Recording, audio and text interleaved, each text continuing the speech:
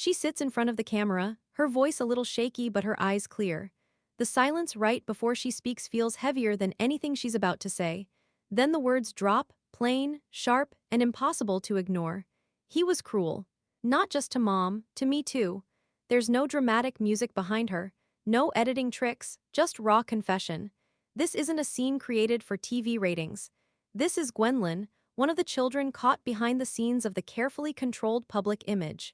And suddenly, the curtain that Cody spent years pulling tight around his reputation starts to tear away. What comes next isn't just a hurt daughter speaking up. It's a pattern of overlooked pain unraveling in real time. For years, the world watched Sister Wives as a look into plural marriage, a complex, messy, yet often painted as committed family unit. But now, that image is melting, fast, starting right here, at this moment, with Gwen's first real accusation hitting harder than anyone expected. If you've followed this family, what she says doesn't just sting, it confirms what so many were already starting to suspect. She talks about fear. She talks about emotional control, how she never felt safe in the presence of her own father. She doesn't embellish it. That's what makes her words hit different. And the thing is, Gwendlyn's not someone who likes stirring up the pot. In fact, up until recently, she stayed pretty quiet in the background, watching everything, absorbing it all. But behind the cameras, behind Robyn's tears and Cody's ever-changing justifications, there was a house full of kids trying to survive the wreckage of a grown man's choices. And Gwen finally decided to say something. She says, he didn't scream every time. That would have made it obvious. No, he'd do things when no one else could hear, when it would be easy to say I imagined it. That line alone doesn't just stick, it haunts. Not imaginary. Not dramatic, but real, repeated harm. And that's what finally pushes this story into territory the show never dared explore on its own. What it really felt like, growing up brown, when the cameras shut off. Until recently, most of the conflict in Sister Wives centered around the women. Christine leaving, Mary's isolation, Janelle standing her ground. Robyn's rise as the favorite took over every fan theory. But the kids, they mostly stayed on the sidelines, told to show respect, keep quiet, and be good examples of unity, no matter how fractured things really were. Gwendlyn deciding to speak flips that entire dynamic upside down. Now, the spotlight's shifting. Onto the next generation. And this time, there's no script to follow. You can feel the atmosphere change immediately the moment Gwen's words start circulating online. Fans aren't just gossiping anymore, they're furious. Forums explode. People start dissecting old episodes, rewinding scenes, grabbing screenshots. Everyone's asking one thing: how much of this has been hiding in plain sight? And how could viewers have missed it? But even that reaction doesn't compare to what's brewing quietly inside the Brown family. Because Gwendlyn's truth becomes a spotlight, and now every hallway they once walked through feels exposed. Anyone who lived in the same house as her suddenly has to wonder, will they have to tell their story next? That's when things start to get especially uncomfortable. Robyn, who's often shielded from criticism by her closeness to Cody, can't hide this time. Christine's heartbreak gets a whole new context. Janelle's cold distance starts to make cruel, perfect sense. And here's the kicker, this isn't a new wound. This is one that's been ignored for years. Gwen says, I thought maybe one day he'd notice. One day he'd just act like someone who cared, but he never did. And that moment, right there, that's when something breaks in you watching. Because how many years did this play out on national television, while children like her fought invisible battles off camera? What Gwen did was more than share a bad memory. She forced accountability into a family that spent over a decade dodging it. It's not just a breakdown of trust between a father and his child. It's a slow, bitter burn of every silent moment that went unspoken, every door slammed quietly, every meal shared under tension no one on TV screens could ever feel. And the most haunting part, Gwen's not even angry, not in the screaming, throwing things away. She's calm, tired, as if she's been holding her breath for decades and finally decided not to anymore. That kind of truth doesn't need to shout. It settles in slow and stays with you long after the screen goes black. But when her story hits public ears, the silence is shattered.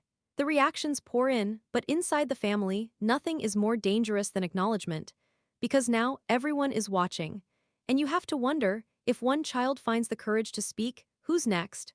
Before she ever sat down to speak her truth, before the words about fear and cruelty ever left her lips, Gwendlyn was already living in the cracks of a fractured family.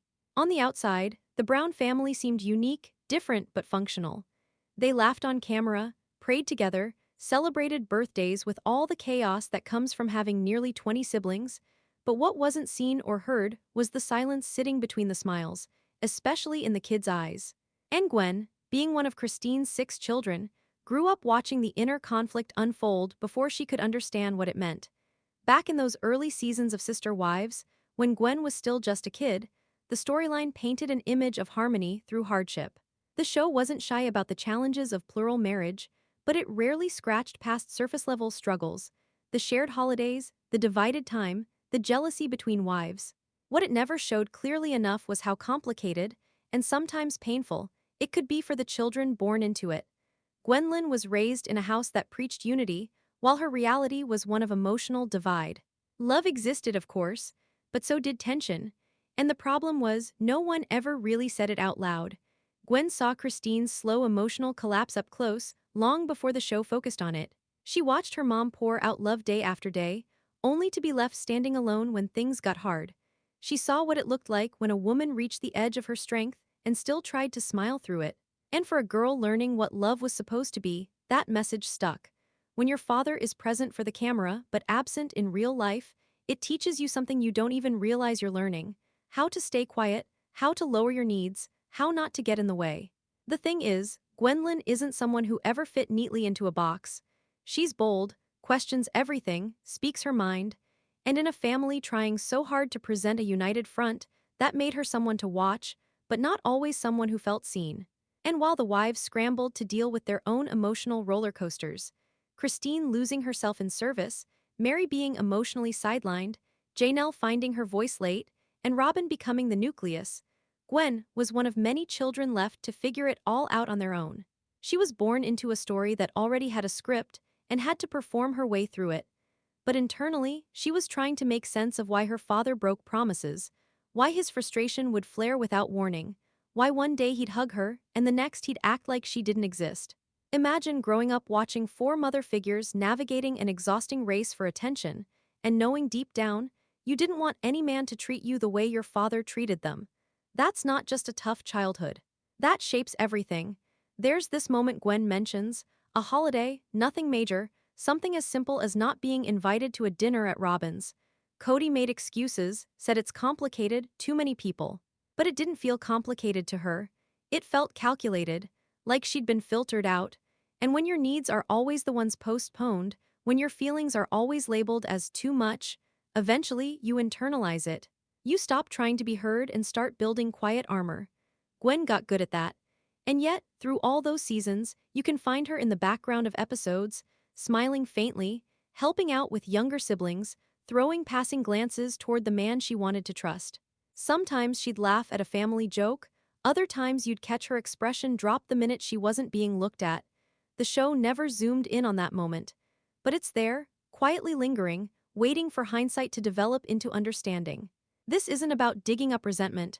Gwen didn't come forward to throw things or burn bridges. She's been measured, honest.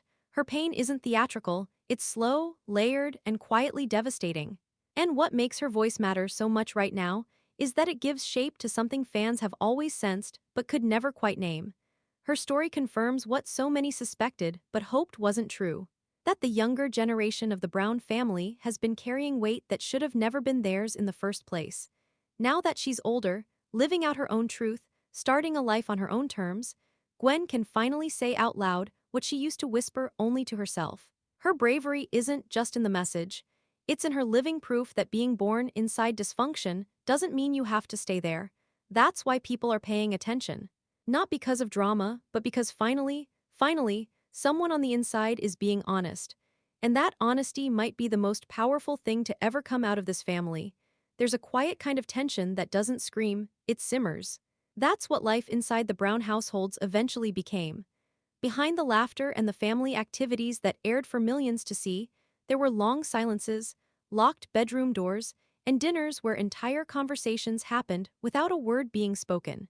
At first glance, it all looked busy, even joyful. But for the children, especially those old enough to notice the way eyes didn't meet across the table or how certain names twisted the mood of a room, there was nothing normal about it. There was a time when Cody walked into a room and all the kids ran to him. back when ignorance was bliss and they didn't yet understand favoritism, withdrawal, or what it meant to be emotionally available to some but not to others. Gwendlyn was still young during those early years, old enough to feel but too young to name what was wrong yet. But as the seasons passed, so did the innocents. One by one, the children began to feel it, the tilt toward Robyn's family, how time was divided unevenly, how love started to feel like it came with conditions. The thing is, kids memorize energy better than words, and in those homes, the energy shifted fast. One week, it's hugs and shared meals, then suddenly, tension. A look from their father that's as sharp as it is distant. Everyone quiets down, reads the room, tries not to push. Gwen talks about those moments, not angrily, but with the kind of raw honesty that only comes from someone who lived it so long she stopped realizing it wasn't normal. She recalls how the other kids started avoiding their father, not openly at first but subtly. They stopped asking for help with school, they'd say they weren't hungry when he offered to cook. They started reaching out more to Christine or Janelle, even Mary sometimes, but rarely to him. And no one in the house said it aloud. That's what made it worse. It wasn't a meltdown, it was an erosion. Slow, silent, corrosive. When Christine finally made the decision to leave, that tension reached a breaking point. It was no longer just between spouses, it had spilled over completely to the children. Gwen wasn't shocked by the divorce, she was relieved. But what hit her more was how little effort her father made to truly connect with the kids she watched Christine raise almost entirely on her own. He didn't even try, she once said. He just got mad. And in that single moment, it was clear, Cody wasn't losing a wife, he was severing entire relationships with his children. There's this heartbreaking truth sitting under all of it, the kids were never part of the problem. They were only ever trying to survive the emotional climate they were born into. Every disappointing birthday, every ignored phone call, every excuse. And when the favoritism became too obvious to hide, the division between the houses became impossible to ignore. It wasn't just Christine's house versus Robyn's anymore. It was kids splitting sides. And for children forced to choose between the love they needed and the parent who wouldn't give it, silence became safety. Janelle's children started speaking up next, in whispers at first. Pedon shared moments of anger. Gabe broke down in tears during a conversation about how abandoned he felt during COVID. The older ones stopped visiting. Relationships with their father frayed, some beyond repair. And that ripple effect, those broken ties became clearer with every new episode. And through it all, Gwendlyn watched her father defend himself on camera, but never truly show up in the ways that mattered behind the scenes. Watched him twist accountability into arguments, make Christine the villain in public, even when everyone else could see she was barely hanging on. That kind of gaslighting, even at a distance, made the house feel colder. And when you're a child growing up in that chill, you either pull away or freeze with it. What hurts most isn't that the family fell apart. It's that some of it could have been prevented. The pain wasn't born from hate, it was born from neglect. Gwen, amid all of this, started to understand that love isn't just saying you care. It's staying consistent even when things are messy. That's what failed. Not marriage, not belief, but presence. And now, the echo left from those years doesn't just belong to one person. It bleeds into everyone who grew up in those hallways, the children who never asked for cameras, who didn't want divided attention, who only ever wanted to be seen as enough. That hurt doesn't always rise in screaming matches. Sometimes, it sits in a quiet room when the door clicks shut and the one parent you wished would walk toward you never does. She didn't leave in the middle of a storm. There wasn't a dramatic suitcase throw, no yelling down the hallway, no shattered glass. Christine's exit from the family was quiet, steady, like someone who finally stopped waiting for the apology that never came. And that silence? It hit harder than any argument ever could. But it wasn't just her own strength Christine was carrying as she walked away. It was the weight of every time her children had watched her smile through hurt. Every time they saw her shrink beside a man who refused to show up for her. And for Gwendlyn, her mother's escape wasn't just a breaking point. It was a release. Christine had spent decades giving everything she had. Not just to Cody, but to the entire structure of the family.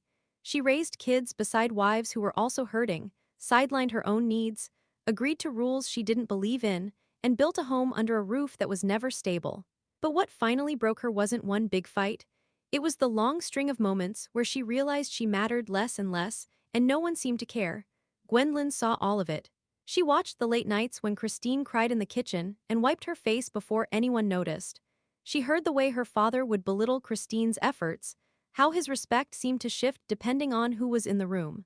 And what sticks out now, looking back, is how often Christine kept trying, long after she knew it was over. For a daughter watching that kind of love on display, it messes with your understanding of what love even looks like. Gwen wasn't blind to it. She saw the favoritism, the way her mom's house barely got time, while Robyn's house received the best version of him, if there was one at all. She knew when he skipped over family events. She remembers the days he avoided eye contact and justified his absence with spiritual nonsense. Gwendlyn didn't need a dramatic scene to know things were broken. She just needed to watch her mom slowly lose pieces of herself and still smile through it all. And then, Christine stopped smiling. Or maybe, more truthfully, she stopped forcing herself to. The moment she told the cameras she was done, there was a pause, a kind of stunned stillness in the house. But underneath it, Gwen felt something else. Relief, gratitude, even pride. Because for once her mom wasn't sacrificing herself.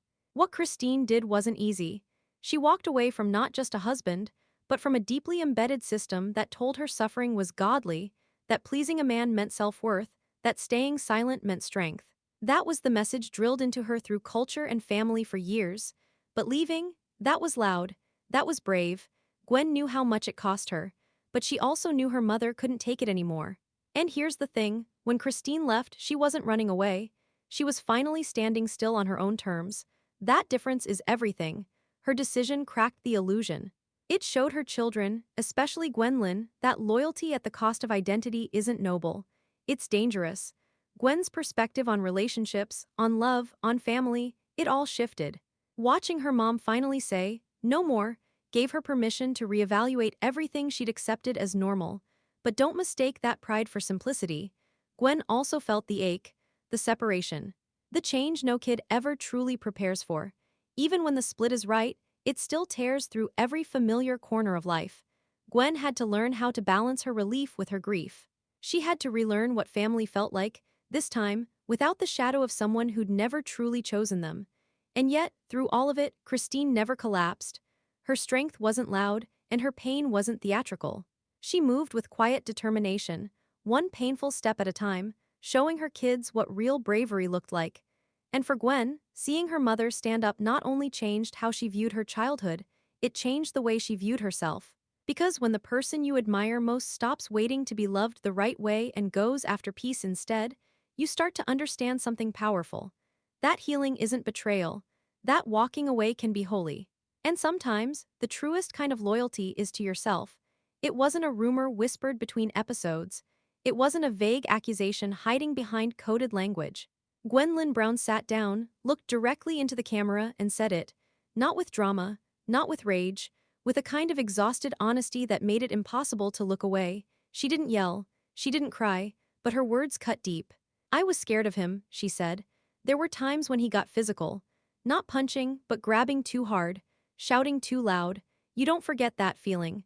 For those who thought the issues inside the Brown family stopped at jealousy, missed birthdays, or broken promises between adults, this moment shattered every illusion. Her account wasn't a one-off story. It was a window into a long, hidden pattern, something dark that had festered behind the family's public image for years. You could feel the shift as she spoke, the weight of her words crashing over a decade of, "We're trying our best, and we love our kids more than anything." Because in that moment, the child finally spoke, and the truth wasn't filtered by edits, producer angles, or a father trying to save face. She described the way he would grab her by the arm, hard, not enough to leave bruises every time, but hard enough to leave fear. She didn't flinch while saying it, she didn't have to. The horror lived in the calmness of her voice. That's what made it worse. Anyone who's lived through emotional or physical fear knows what that sounds like. Not loud, not angry, but cold, deliberate, resigned. This wasn't a girl trying to destroy someone. This was a woman finally refusing to protect a man who never protected her. Gwen says the worst part wasn't even the grabbing or yelling. It was the silence after it. The way Cody would pretend it didn't happen, crack a joke, expect her to smile the next day like nothing was wrong. And when she didn't play along, when she looked at him like she remembered everything, he'd dismiss her. "Don't act like I hurt you," she'd remember him saying. What does a kid even do with that? that distortion of reality confuses you. It forces you to question your own instincts. And when it comes from your father, the one person who's supposed to make you feel safe, it doesn't go away. It sits in the back of your mind for years, shaping every relationship that comes after. Her siblings weren't blind to it either. Gwen didn't grow up isolated. She had support, especially from her mom. Christine saw more than she ever admitted at the time. But when you're married to someone like Cody, confrontation often comes at a cost. She had her hands full just trying to survive her own emotional war with him. Gwendlyn knew that. She saw her mom stuck, wanting to fight back, but too afraid of what it would unleash. So Gwen swallowed a lot of it. For years, she explains how even when she tried to talk about it with others in the family, the reaction was cautious. Hesitant, "He's your dad," they'd say, or "He's under a lot of stress." Always some excuse to justify the whiplash moods, the emotional absences, and stormy bursts of anger. Gwen learned early how quickly people in the family would cover for him, even when it hurt them too. And that's the part that breaks you as a viewer. Because if this was happening at home, and everyone knew to some degree, how did it go on for so long? How many cameras rolled while something darker simmered just off screen? This wasn't about a man raising his voice in frustration. Gwendlyn is describing something much more dangerous. The way emotional manipulation wears you down. How fear becomes routine. How you start calling pain normal just to get through the day. It's even more painful when you consider how nothing was ever addressed publicly when it could have made a difference. Cody has gone on long rants about respect, about disloyalty, about being betrayed by his wives. But not once has he stood up and said, "I failed my kids." Not once has he looked into the eyes of the children he's wounded and acknowledged the damage. And now, that silence is louder than ever. Because Gwendlyn didn't stay quiet, she forced the world to see what the cameras never did. And as painful as that is, it's also the beginning of a reckoning. Because when one voice finally breaks through years of denial, the rest start to rise too. And what they uncover is something this family may never be able to ignore again. When Gwendlyn's words started spreading, you'd think the father she was speaking about would stop, sit with it, reflect maybe, even apologize. But on camera, Cody did what he's always done when things get uncomfortable: he deflected. He turned the blame away from himself, painting a version of reality where he's misunderstood, misrepresented, even betrayed by his own child. And watching it unfold, you don't see a man in pain because he hurt his daughter. You see a man in pain because someone had the nerve to hold him accountable. His response comes not with clarity, not with ownership, but with that same familiar irritation viewers have gotten used to seeing: the tone of someone who thinks he's always one step ahead of the truth. He shifts quickly into anger, then straight into confusion, then back into that passive-aggressive smirk that's become his defense when the cracks start to show. "I've tried everything with my kids," he says, as if parenting is simply a checklist. "They don't understand what I've sacrificed." But what exactly was sacrificed? This isn't just about raising children under the spotlight. It's about refusing to meet them emotionally once you know they're hurting. On screen, Cody doubles down. He doesn't deny being strict. He wraps himself in words like discipline, structure, and authority, brushing past Gwen's account like it's teenage exaggeration instead of real pain. He never truly addresses the grabbing, never confirms or denies. He skirts the center of it, like orbiting around the truth is safer than facing it. And that silence, that refusal to directly engage with the accusation, is part of the pattern. This is the same man who told Christine, as her face broke in frustration, that love should be earned. The same man who berated Janelle for choosing sides when her sons called him out for disappearing. Now the same man quietly shrugs when his daughter says she was afraid of him. No outrage, no heartbreak, no apology, just more wounded ego. He says on screen, "There are versions of the truth, and my version doesn't look like that at all." But whose truth matters when the damage is already done? Gwen, and many of her siblings, weren't asking for a perfect father. They were asking for honesty, for time, for a show of love that didn't come packaged in control. Instead, what they got was a man who spent more time defending his decisions than making space for theirs. Even in acknowledgement, there was always a twist, a backhanded comment, a demand for respect before he gave it. And the viewers saw it, not just in private vlogs or post-season interviews, but in real time, episode after episode.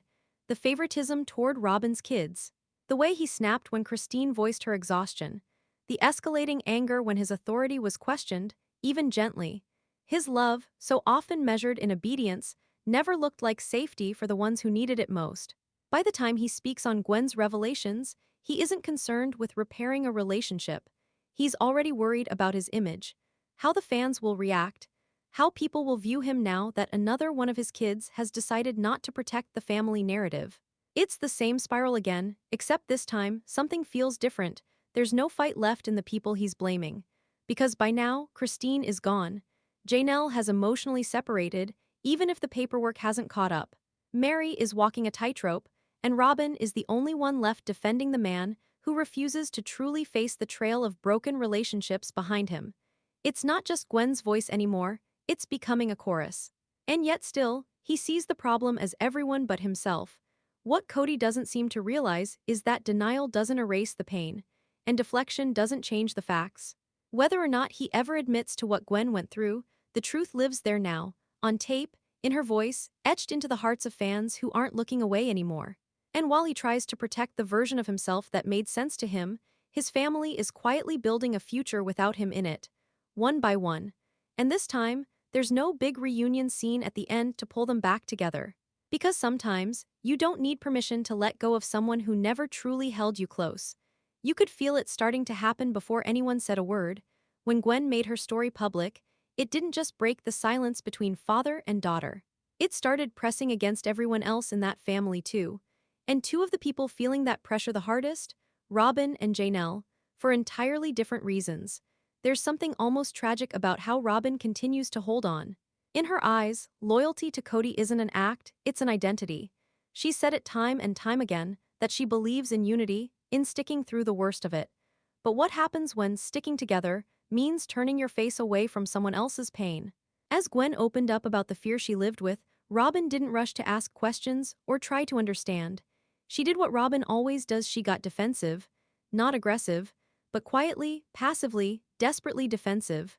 Like someone who's protecting not just a husband, but a crumbling illusion. And that's where the divide gets sharper. Where Robyn sees betrayal, Janelle sees clarity. Watching her daughter's pain, and her son's, finally made something click that should have clicked long ago. This isn't a rough patch. It's a fracture that goes far deeper than any of them wanted to admit. Gwen's confession didn't surprise Janelle. What surprised her was how easily those around them tried to pretend it could all be explained away. When Janelle confronts Cody in front of the cameras, she's still soft-spoken, still collected, but the message is clear. She's done playing mediator.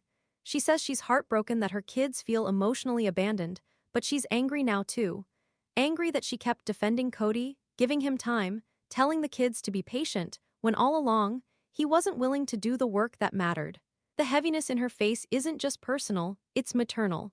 This is a mother who's watching her family fall apart, not because of divorce or distance, but because of accountability that never came. And then there's Robyn, still calling for family meetings, still talking about forgiveness, still asking for healing when others are still bleeding. She tried to suggest that Gwen might be overstating things, not rudely, but with that same tone that always walks the line between concern and dismissal. But what she doesn't seem to understand is this: trying to smooth over someone else's trauma doesn't heal it. It just silences it again. And that's the one thing Gwendlyn was never going to allow. The tension between Robyn and Janelle starts as a whisper, a few cold glances, a few carefully chosen words during those rare joint scenes, but underneath it, you can feel the frost building. Robyn is clinging to a version of family that no longer exists, and Janelle? She's already halfway out the door emotionally, and maybe in every other way too. Not dramatically, but fully awake now. Her loyalty has shifted, not out of bitterness, but out of survival. Out of love for her kids, who have had to walk through years of emotional fallout while the adults around them argued about floors plans and sacred callings. Cody doesn't know what to do with it. He tries to hold on to Robyn's loyalty as proof that he's still a good man in a hard position. But even that connection is strained now. Because you can't unify people through repeated disappointment. You can't preach fatherhood while ignoring the cries of your children. And you can't stand in the rubble of your choices, point fingers at everyone else, and still expect to be followed. Robyn holds her grief tightly, but it's grief for a version of the family that no longer wants to exist. She wants healing, but not responsibility. She wants quiet resolutions when the reality demands confrontation. And in the background, Janelle is sitting with decades of choices, watching one daughter's pain become the tipping point for truths they've all felt but never voiced. What Gwendlyn's story did was disrupt the last threads holding together this broken framework. And now, with each passing episode, more pieces fall apart. What began as a story about plural love has become a lesson in what happens when you ignore the people you claim to love the most.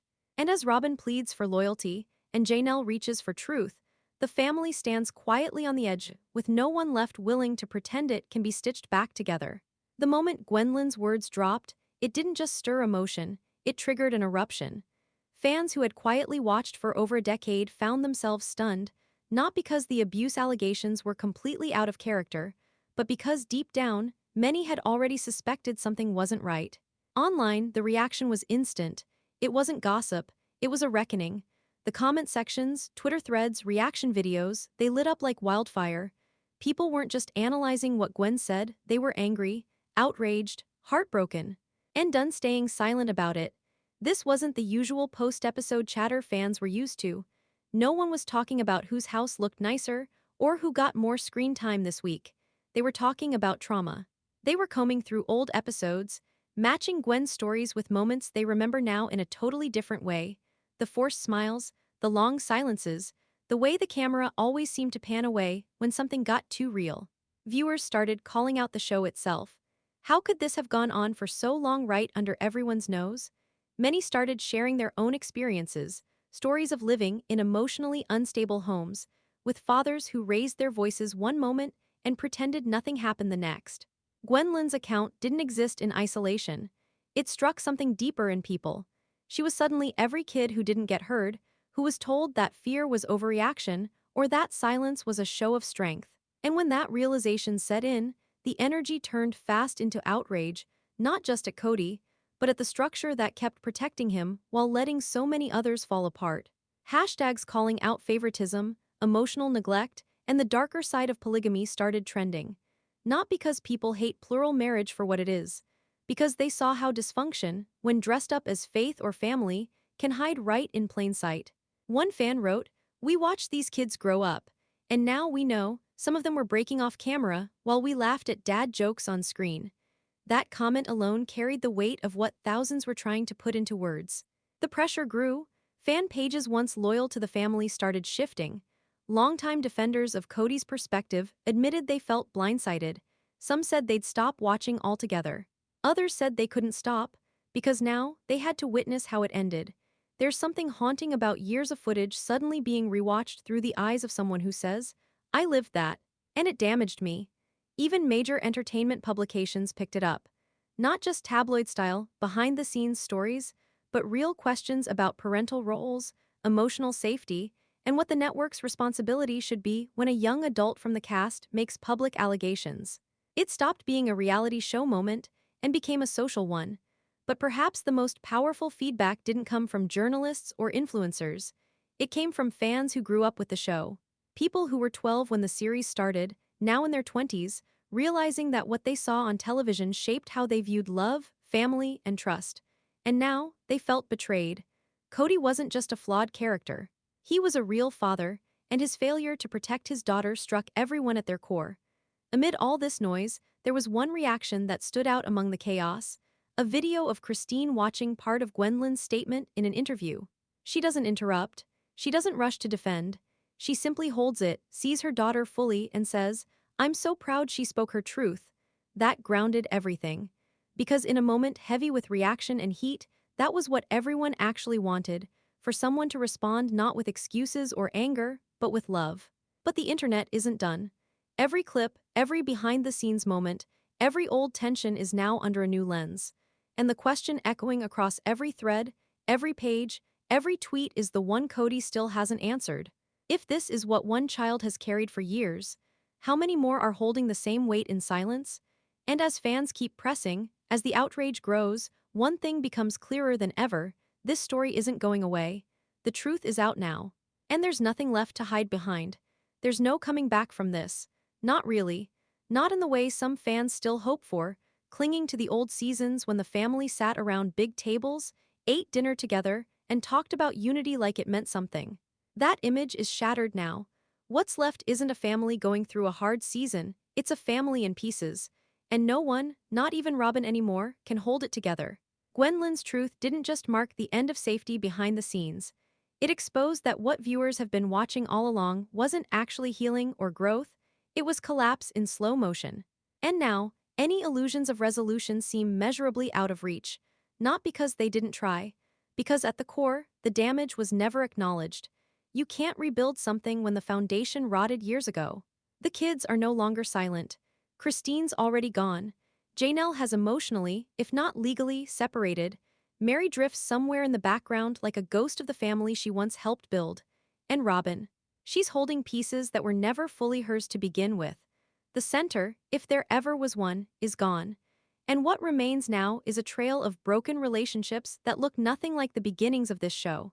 What this means for the future of Sister Wives as a program is complicated. The drama will keep people tuning in. That's true. But the heart behind it, the idea that this was about understanding plural marriage or watching how love and faith could structure a different kind of family, that's completely gone. The show now feels more like a record of a train wreck in slow motion. A timeline of when each emotional tie finally gave way. Can the show survive it? Maybe. But what viewers are watching now isn't about curiosity, it's about unraveling. They aren't here to see how the family grows. They're watching to see how it ends.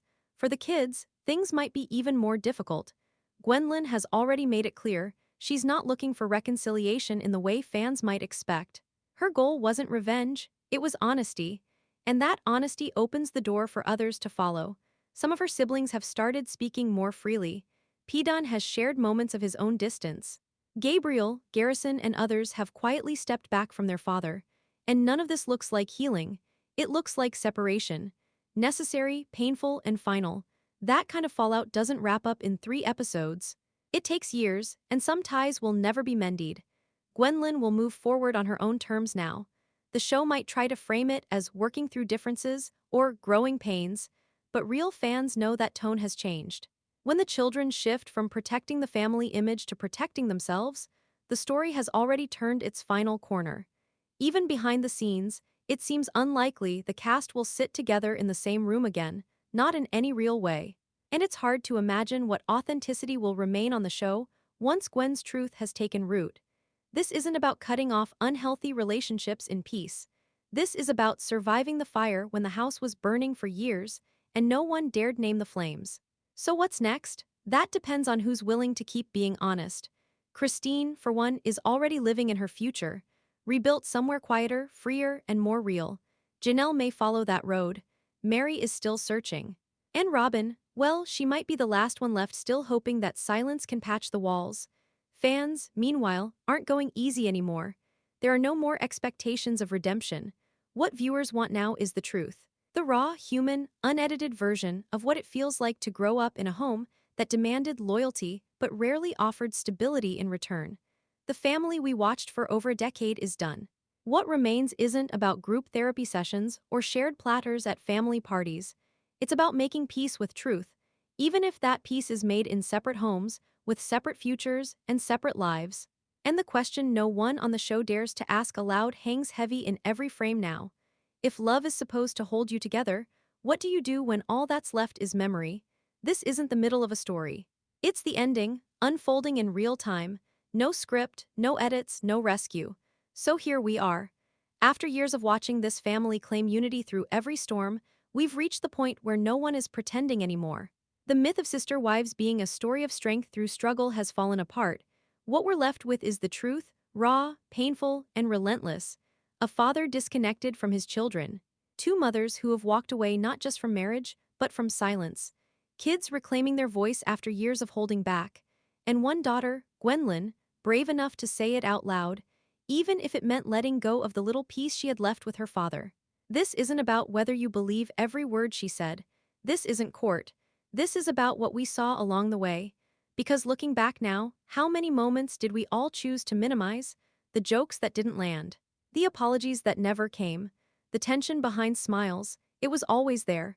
And now, the people who lived in that tension are speaking, finally giving shape to what the audience only felt. Gwen's story isn't an isolated confession. It's a mirror. For every viewer who's ever wondered why something felt off, now you know why. Her pain doesn't fit neatly into the show's early branding, about faith, unity, and building something different. Her story is messier than that. And that's what makes it real. And in the middle of it all, Cody still can't admit fault without adding a caveat. Robyn keeps searching for a way back without facing forward. Janelle's heart has hardened into something colder than it used to be. Christine has found freedom, but it didn't come without scars. And Mary, still orbiting the story, seems more like a survivor of the wreckage than a participant in the healing. There's no tidy ending coming. No reunion that fixes what's already been broken too many times. And maybe that's the point. So now the question turns to you, the ones who have watched this unfold from day one. Were you ever watching a family grow? Or were you watching one slowly come undone? More than storylines, this has become a case study in what happens when love is conditional, when leadership turns into control, when silence becomes the only way to survive. And here's what should scare you more than anything else. How many children are still quiet? How many grew up in that same house, behind those same walls, learning to suppress their voice just to keep the peace? If Gwendlyn's words broke your heart, imagine being in her shoes, trying to protect siblings younger than you while carrying damage no adult ever confronted for you. That's the weight she's been holding. Then multiply it. Because there were many children, and now we're only hearing the beginning. Maybe you're feeling something right now, mixed emotions, anger, sadness, relief. Maybe something in her story reminded you of your own. That's the power of truth, spoken plainly. It doesn't just challenge the people it targets, it challenges everyone who hears it. So if you've made it this far, I want to hear from you. Do you believe there's a way forward for this family? If you were in Christine's shoes, if you were Gwen, could you forgive and move on? Or is some damage permanent, no matter who says sorry later? Let's talk about it in the comments. Share what you're thinking. Share what you're feeling. These are real people, real kids, real consequences. And if the show continues, we have to stop pretending it's just entertainment now. These are the ashes of a family. And in those ashes, maybe there's still something small left to grow. But not if the truth keeps getting buried. The next chapter, it won't come from the show. It will come from whoever chooses to speak next. And you should get ready, because one voice has cracked the silence, and others are starting to rise.